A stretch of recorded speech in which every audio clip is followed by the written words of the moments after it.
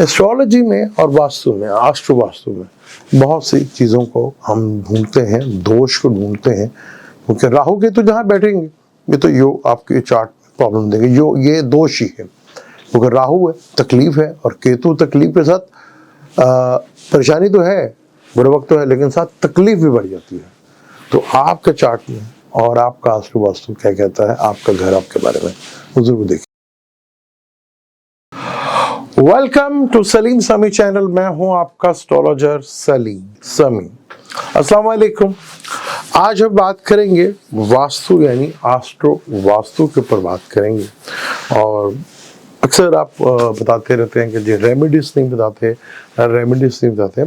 Remedies सबके लिए एक जैसी नहीं होती, हर चार्ट डिफरेंट होता है, तो हर चार्ट की डिफरेंट रेमेडीज होती है। अगर वो भी कोशिश होती है कि किसी तरह जो है आप आस्ट्रो वास्तु के थ्रू कर लें या किसी और के थ्रू जो है रेमेडीज कर सकते हैं।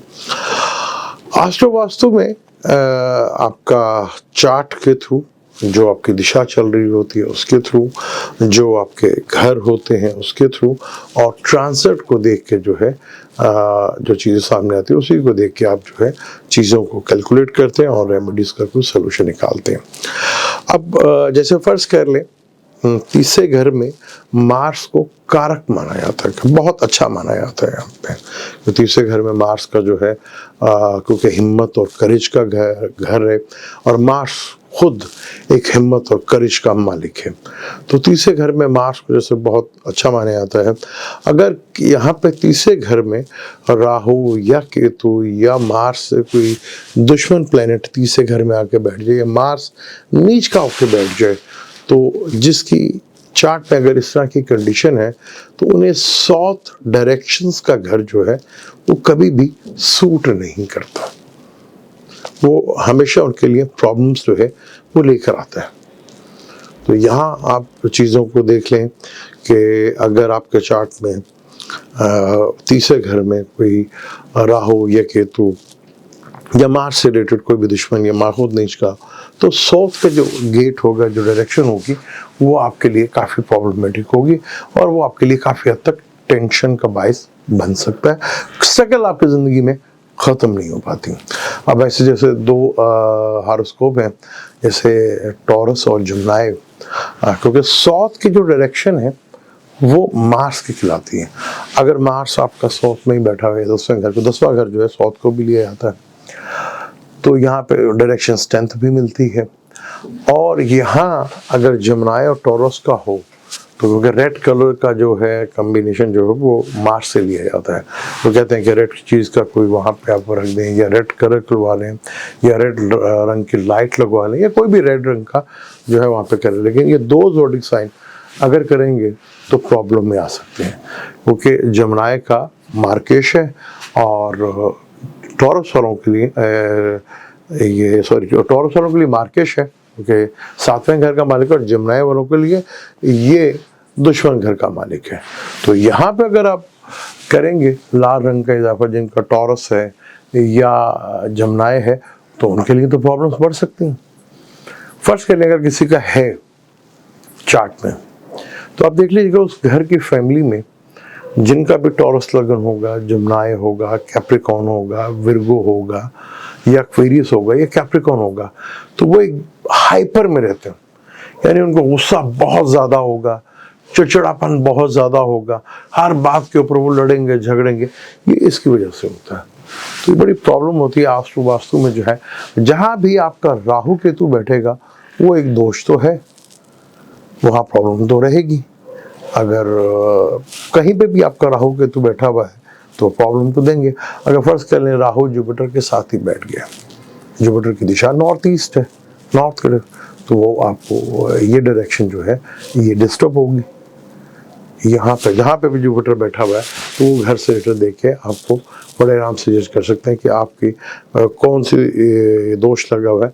जुपिटर राहु इकट्ठे होंगे तो नॉर्थ ईस्ट में प्रॉब्लम होगी। राहु और शम्स हो, शम्स को भी गेट कहा जाता है और राहु को भी गेट लिया जाता है, मेन इंटरेस्ट ली जाती है, तो वो प्रॉब्लम होगी। वहाँ आप देखेंगे या तो पानी खड़ा होगा या वहाँ पे गड़ा पड़ा होगा या गेट में से आवाज़ें आ रही होंगी या गेट प्रॉब्लम करता होगा। ये चीज़ें तो रहेंगी। राहु मार्च के साथ होगा तब भी प्रॉब्लम होगी। तो वास्तु में बड़ा इम्पोर्टेंट हो जाता है कि आप किस डायरेक्शन में चीज़ों को कर रहे हैं। अब जैसे हमारे कई जो अभी शादियों का सीज़न था, चल रहा था, अगर किसी का घर जो है, कमरा जो है वो नॉर्थ ईस्ट में है न्यू कपल्स का, तो प्रॉब्लमेटिक हो जाएगी। वहाँ नए जोड़े ने रहना है, वहाँ पे आप देखेंगे तो मियाँ बीवी में जो है एक आपस में अंडरस्टैंडिंग नहीं बन पाएगी, प्रॉब्लम रहेगी और एक एंड जो है वो डाइवोर्स की तरफ हो जाएगी। उन्हें आपने ग्रोथ कराना है तो आप साउथ वेस्ट की तरफ शिफ्ट कर देंगे उन्हें। अक्सर हमारे यहाँ पे होते हैं कि उनके पास प्रॉपर्टीज होती हैं, पेपर होता है, वो प्रॉपर्टी को लेके बेच रहे होते हैं, लेकिन प्रॉपर्टी जो है वो बिकने का नाम ही नहीं लेती। तो मुझे लगता है कि वो जो प्रॉपर्टी के कागज हैं वो साउथ वेस्ट में पड़ेगा। साउथ वेस्ट में जो है प्रॉपर्टी के कागज रखे हैं तो प्रॉपर्टी बिक नहीं रही, तो वो बेहतर है कि आप उसको नॉर्थ वेस्ट की डायरेक्शन में रखते हैं।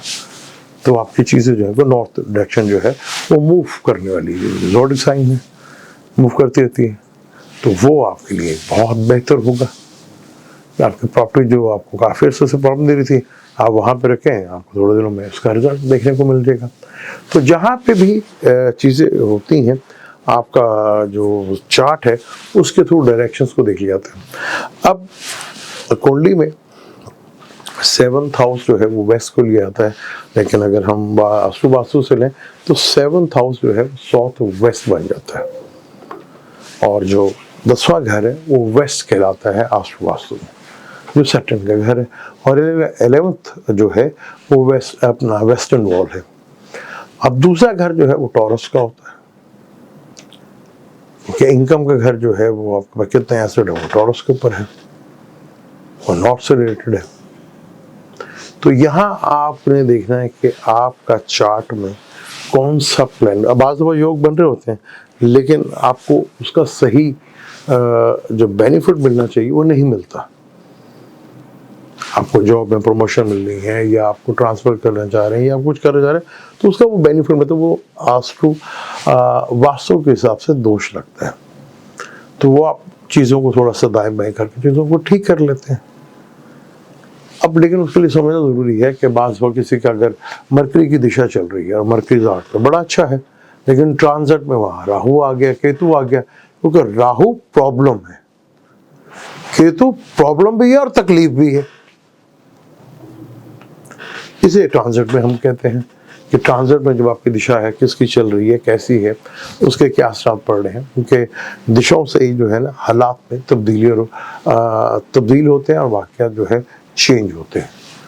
तो यहाँ पे डायरेक्शन जो है ज़रूरी नहीं कि सबके लिए एक जैसी हो, वो डिफरेंट टू डिफरेंट डायरेक्शंस होती है। जैसे मैंने बताया कि टॉरस और जमुना है, उनके लिए 10वां घर में अगर मार्स बैठा हो तो वो उनके लिए अच्छा नहीं है भाई, बाकियों के लिए अच्छा हो जाएगा। लेकिन दो, क्योंकि उनका मार्स जमुना वालों का एक तो वो छठे घर का मालिक है और दूसरा लगन से उसकी दुश्मनी है, और टॉरस वालों के लिए, लिब्रा वालों के जैसे मार्केश प्लेनेट है, तो ये बड़ी इंपॉर्टेंट चीज़ है। लगन जो भी होगा वो ईस्टर्न कहलाएगा आपका, यानी ईस्ट साइड होगी आपकी। वो चार्ट के ऊपर ही है कि आपके चार्ट में कहाँ दोष है कहाँ नहीं है, तो वो बड़े आराम से सिंपल से आप देख सकते हैं, क्योंकि कौन सा प्लेनेट किधर बैठा है और उसका कोई देख रहा है दृष्टि या नजरियात तो नहीं है, या कोई दुश्मन प्लेनेट साथ नहीं बैठा। अगर किसी प्लेनेट का दुश्मन प्लेनेट बैठा हो साथ, तो बस कर लें कि अगर टॉरस लगनी हो और 10वें घर में क्वेरियस हो, वहाँ मरकरी भी बैठ गया, वीनस भी बैठ गया, दोस्त है, ये राहु के भी दोस्त है, लेकिन सन यहाँ पर आ गया तो ये दोष बन गया, क्योंकि सन ना वीनस के साथ दोस्ती है ना राहु के साथ दोस्ती है। तो आपने अपने चार्ट में देखना कि आपको क्या क्या प्रॉब्लम्स आ रही हैं और वो कौन सी डायरेक्शन है जो आपके लिए थोड़ी सी प्रॉब्लमेटिक हो सकती है। तो आश्रम वास्तु से आप अपना चार्ट को भी देख सकते हैं। आपका चार्ट जो है बड़े आराम से आपको बता देगा कि आपके यहाँ किस जगह कौन सी जगह प्रॉब्लम है, क्योंकि घरों से मंसूबात होते हैं। तो 10वां घर कैरियर का होता है, अगर 10वां घर डिस्टर्ब है तो कैरियर जो है आश्रम आपका कैरियर जो है वो डिस्टर्ब रहेगा। 7th हाउस है डिस्टर्ब, तो डेफिनेट जो है आपकी मैरिज लाइफ में बिजनेस जो है वो डिस्टर्ब रहेगा। 2nd है तो वो नॉर्थ है, इसका हिस्सा है, यानी फाइनेंशियली मैटर्स जो है वो आपके टिक नहीं पाते या हो नहीं पाते, ये प्रॉपर्टी आपके नाम नहीं हो पाती। अमूमन जो लोग 36 की एज में प्रॉपर्टी लेते हैं तो वहाँ प्रॉब्लम्स देखी जाती हैं कि उनका प्रॉब्लम्स जो है, जो अच्छी बड़ी लाइफ चल रही थी, एकदम परेशानी जो है बढ़ जाती है। पता लगे कि 36 की एज में प्रॉपर्टी उनके नाम लगी, हालांकि चार्ट उनका नहीं बताता था। ये तो आज हमने आस्तु वास्तु पे बात की। आपका चार्ट क्या कहता है, आपका घर क्या कहता है आपके बारे में, तो ज़रूर देखिएगा। मुझे दें इजाज़त, इंशाल्लाह मिलते हैं अगली वीडियो में। अल्लाह हाफ़िज़।